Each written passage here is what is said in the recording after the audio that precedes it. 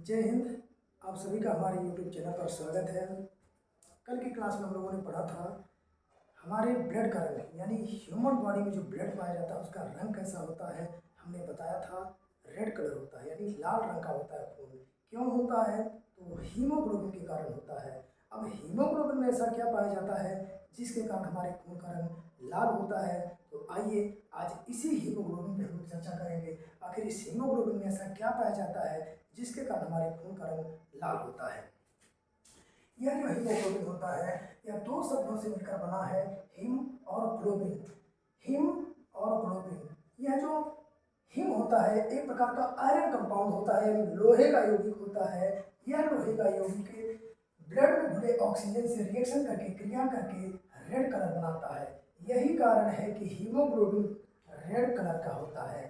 यही कारण है कि हीमोग्लोबिन का रंग कैसा होता है, रेड कलर होता है। जब हीमोग्लोबिन का रंग लाल होगा तो हमारे खून का रंग भी कैसा होगा, लाल होगा, रेड होगा। ठीक।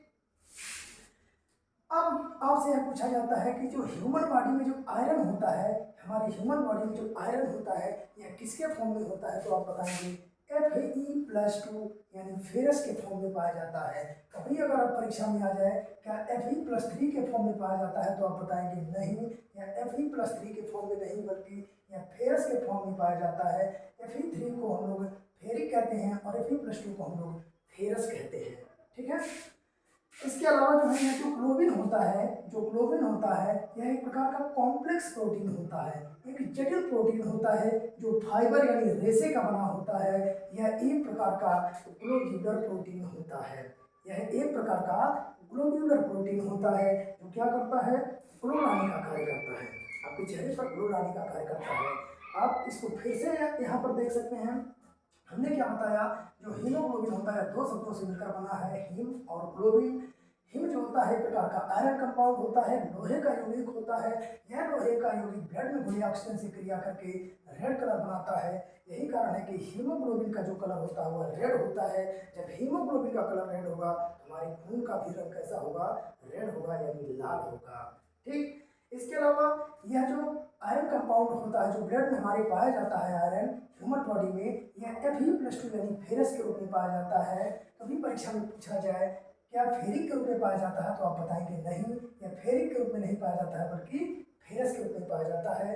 फेरस का फार्मूला Fe+2 होता है, फेरिक का फार्मूला होता है Fe+3। ठीक।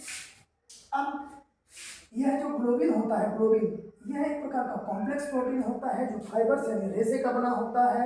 यह एक प्रकार का क्या होता है, ग्लोब्यूलर प्रोटीन होता है।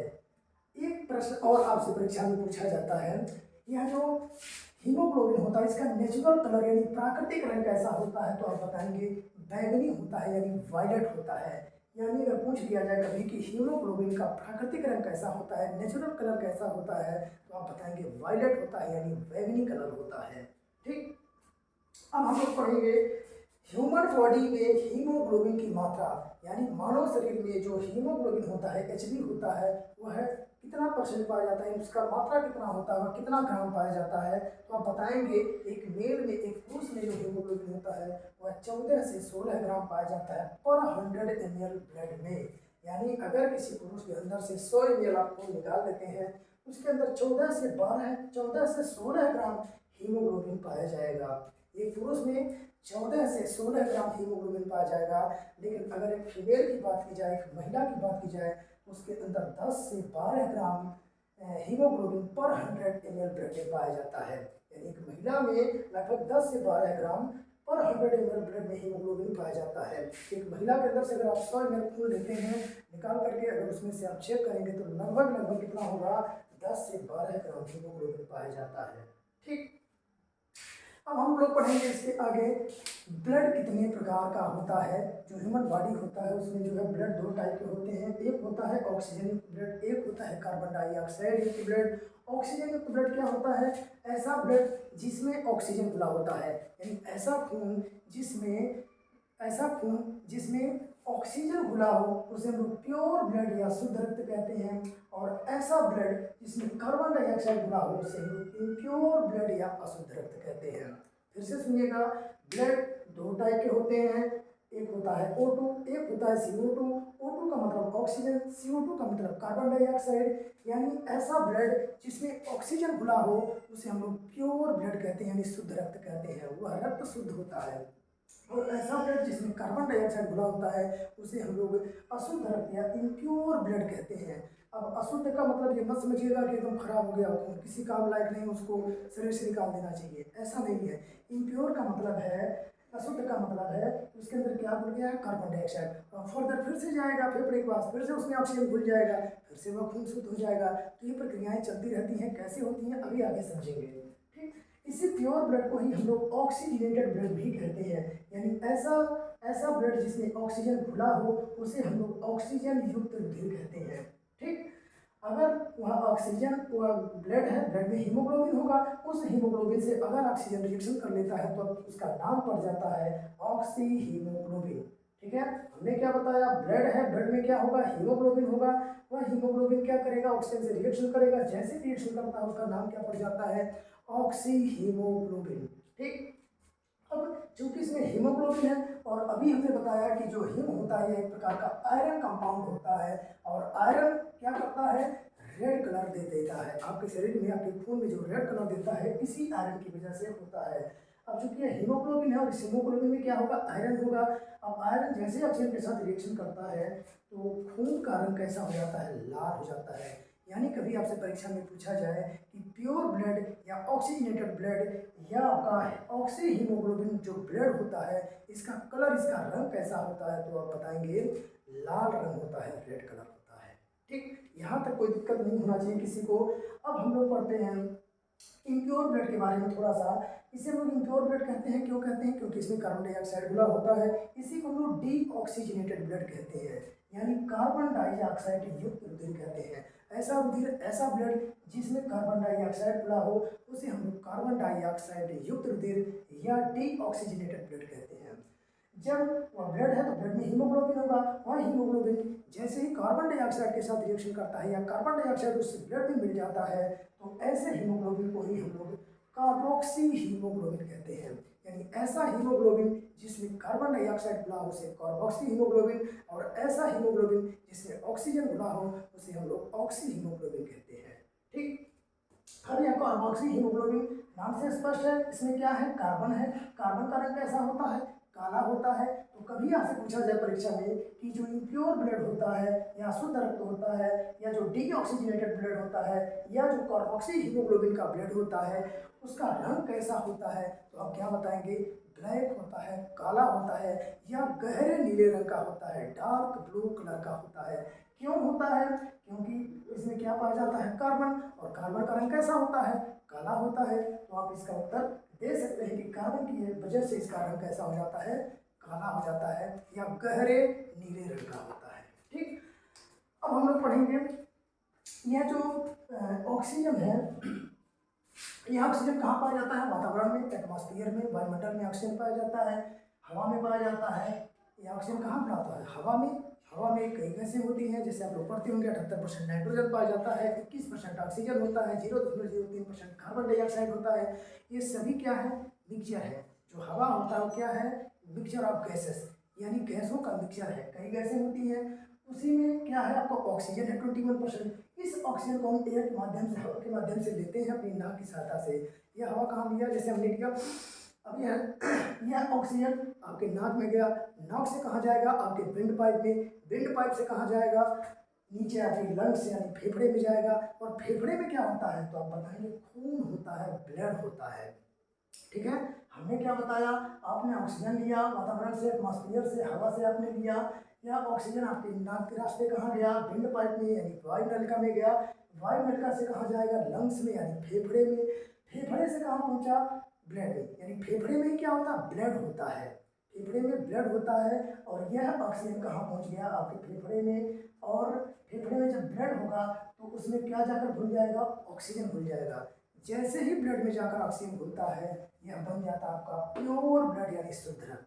यानी जैसे ही खून में ऑक्सीजन घुलता है तो ऐसा खून क्या बन जाता है, शुद्ध खून बन जाता है, प्योर ब्लड बन जाता है।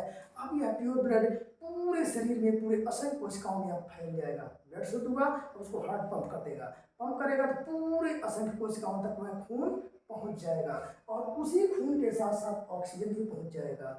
कहाँ पहुंच जाएगा? कोशिकाओं तक पहुंच जाएगा, असंख्य कोशिकाओं में पहुंचेगा। और हर कोशिका के अंदर क्या होता है? ग्लूकोज होता है। उस ग्लूकोज का फार्मूला क्या होता है?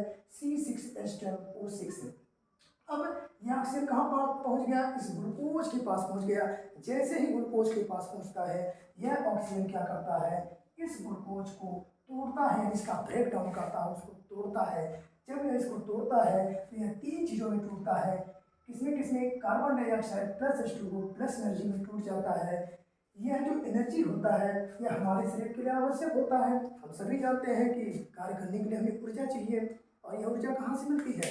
हमें इसी से मिलता है। जब ग्लूकोज टूटता है तो हमको ऊर्जा मिलती है, और इसी ऊर्जा से हम लोग कार्य करते हैं। तो यह इस ऊर्जा की जरूरत होती है। तो यह ऊर्जा हमारे शरीर के कोशिका के अंदर स्टोर हो जाता है।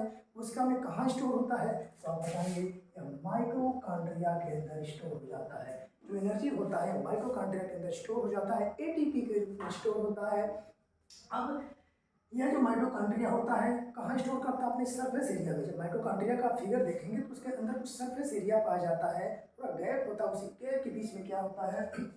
यह एनर्जी स्टोर हो जाता है, जमा हो जाता है, जिससे हमको जो है एनर्जी मिलती रहती है। हमारी कोशिकाओं को ऊर्जा मिलती रहती है। जब हमारी कोशिकाओं को ऊर्जा मिलेगा तो हमारे जो है टिश्यू को ऊर्जा मिलेगा। टिश्यू से ही अंग बना होता है तो अंग को ऊर्जा मिलेगा। और जब अंग हमारा कार्य करेगा तो हमारा पूरा शरीर अच्छे से कार्य करेगा। तो इस तरह प्रोसेस प्रक्रिया चलती रहती है। अब देखिए एनर्जी स्टोर हो गया। इसके बाद यह जो पानी होता है यानी H2O होता है, इस पानी को भी हमारा शरीर स्टोर कर लेता है, कोशिका स्टोर कर लेती है। क्यों? क्योंकि पानी की भी आवश्यकता होती है शरीर को। हम सभी जानते हैं हमारा जो मानव शरीर है, ये जो ह्यूमन बॉडी है, लगभग उसमें 70% पानी पाया जाता है। तो ये पानी क्या होता है? ये भी स्टोर हो जाता है, जमा हो जाता है, जो हमारे शरीर के लिए बहुत ही आवश्यक होता है। अब इसके बाद बचता है कार्बन डाइऑक्साइड। इस कार्बन डाइऑक्साइड की कोई आवश्यकता नहीं होती है। यह जो कार्बन डाइऑक्साइड होता है इसका हमारे शरीर के लिए कोई आवश्यकता नहीं है। यानी हमारे शरीर के लिए कार्बन डाइऑक्साइड आवश्यक नहीं होता है, जरूरी नहीं होता है। जब जरूरी नहीं है, आवश्यक नहीं है, तो यह कार्बन डाइऑक्साइड क्या होगा? फर्दर यानी पुनः घुल जाता है ब्लड के अंदर, खून के अंदर घुल जाता है। पुनः आकर के यह खून के अंदर घुल जाता है। और जैसे ही खून में कार्बन डाइऑक्साइड घुलता है, जैसे ही कार्बन डाइऑक्साइड खून के अंदर घुलता है तो यह खून बन जाता है इम्प्योर ब्लड, यानी अशुद्ध रक्त बन जाता है। यानी ऐसा रक्त जिसमें कार्बन डाइऑक्साइड घुला हो उसे हम लोग क्या कहते हैं? अशुद्ध रक्त या इम्प्योर ब्लड कहते हैं। अब यह अशुद्ध रक्त हो गया। अब ये फिर कहाँ जाएगा? लंग्स, फेफड़े के पास जाएगा। यह कार्बन डाइऑक्साइड कहाँ पहुँच गया? ब्लड में। ब्लड से कहाँ पहुँच गया? फेफड़े में, लंग्स में। और लंग्स से कहाँ जाएगा? तो लंग्स से जाएगा विंड पाइप में, विंड पाइप से जाएगा नोज में, और नोज से फाइनली जो है यह आउट यानी बाहर हो जाता है वातावरण में। यानी यह ऑक्सीजन जो आपने एयर के माध्यम से लिया, नाक में गया, विंड पाइप में गया, लंग्स में गया, ब्लड में घुला, ब्लड में ऑक्सीजन होता है। ऑक्सीजन क्या हो गया? प्योर हो गया। प्योर से यह कोशिकाओं तक पहुंचा। कोशिका के अंदर ग्लूकोज होता है। इस ग्लूकोज को ऑक्सीजन तोड़ता है। जैसे ही तोड़ता है तो carbon dioxide H2O plus energy में टूटता है। टूटने के बाद यह एनर्जी स्टोर हो गया, यह पानी भी स्टोर हो गया। लेकिन कार्बन डाइऑक्साइड की कोई आवश्यकता नहीं होती है। यह कार्बन डाइऑक्साइड फर्दर कहाँ घुल गया? ब्लड में घुल गया। ब्लड से फिर कहाँ गया? लंग्स में। लंग्स से कहाँ गया? विंड पाइप में। विंड पाइप से कहाँ गया? नोज यानी नाक में। और नाक के रास्ते हमने क्या किया? कार्बन डाइऑक्साइड को शरीर से बाहर कर दिया, आउट कर दिया। आई होप आपको समझ में आया होगा। यहाँ तक किसी को कोई समस्या नहीं होनी चाहिए। तो ये हमने बताया। अगर उस रिएक्शन को थोड़ा और अच्छे से आप समझना चाहते हैं तो यहाँ समझ सकते हैं। यह है ग्लूकोज C6H12O6 प्लस। इस ग्लूकोज को कौन तोड़ता है? ऑक्सीजन। यह ऑक्सीजन जैसे ही इसको तोड़ता है तो टूट जाता है carbon dioxide plus H2O plus energy में टूट जाता है। यह एनर्जी हमारे शरीर में स्टोर होगा, पानी भी स्टोर होगा। इसकी इन दोनों की जरूरत होती है। लेकिन कार्बन डाइऑक्साइड हमारे शरीर के लिए महत्वपूर्ण नहीं होता है। तो यह कार्बन डाइऑक्साइड क्या होता है? फर्दर ब्लड में घुलता है और घुल करके फेफड़े में जाता है। फेफड़े से कहाँ जाएगा? विंड पाइप में। विंड पाइप से कहाँ जाएगा? तो आप बताएंगे विंड पाइप से होता हुआ न्यूज यानी नाक तक पहुँचता है, और नाक से हमारे शरीर द्वारा बाहर कर दिया जाता है। तो ये प्रक्रिया ऐसे ही चलती रहती है। ठीक, यहाँ तक किसी को कोई समस्या नहीं होनी चाहिए। कुछ बच्चों ने कमेंट किया था कि सर जो पिछली बार आपने पढ़ाया था वो थोड़ा वीडियो लंबा हो गया था। तो मैंने ये तरीका थोड़ा सोचा कि इस तरह लिख करके समझाया जाए, तो जिससे आपका समय भी बच जाएगा और सहूलियत होगा आपको वीडियो देखने में, समझने में। तो इसलिए मैंने इस तरह काम किया है कि एक बार मैंने लिख दिया, फिर इसको समझा दिया। अब अब जैसा आप लोगों को लगेगा कि ये थोड़ा सा वीडियो ठीक है या नहीं ठीक है, जो भी होगा उसको कमेंट करिएगा, बताइएगा। अगर आप लोगों को लगता है कि इसी तरह पढ़ाना चाहिए तो मैं इसी तरह पढ़ाऊँगा। आप लोगों को लगता है कि नहीं इसको हटा करके सर जी इसको मतलब हटा करके जैसे आप पहले वीडियो में पढ़ाए थे वैसे ही पढ़ाइए, तो जो भी आपको लगेगा आप कमेंट करिएगा। निश्चित तौर पर हम उसी अनुसार काम करेंगे और बेस्ट से बेस्ट क्वालिटी आपको देने का प्रयास करेंगे। ठीक है, तो तब तक के लिए इतना ही। आप लोग मस्त रहिए, पढ़ते रहिए, और कोई समस्या इस चैप्टर से कहीं से कोई समस्या आती है तो आप लोग जरूर कमेंट करिएगा, बताइएगा। हम निश्चित तौर पर उसका जवाब देंगे, और जो भी आपके सुझाव होंगे, कमेंट होंगे, उसके अनुसार हम कार्य करेंगे आगे। ठीक है, तो तब तक के लिए आप सभी को गुड नाइट, जय हिंद, वंदे मातरम। हम लोग मिलते हैं अगले वीडियो में।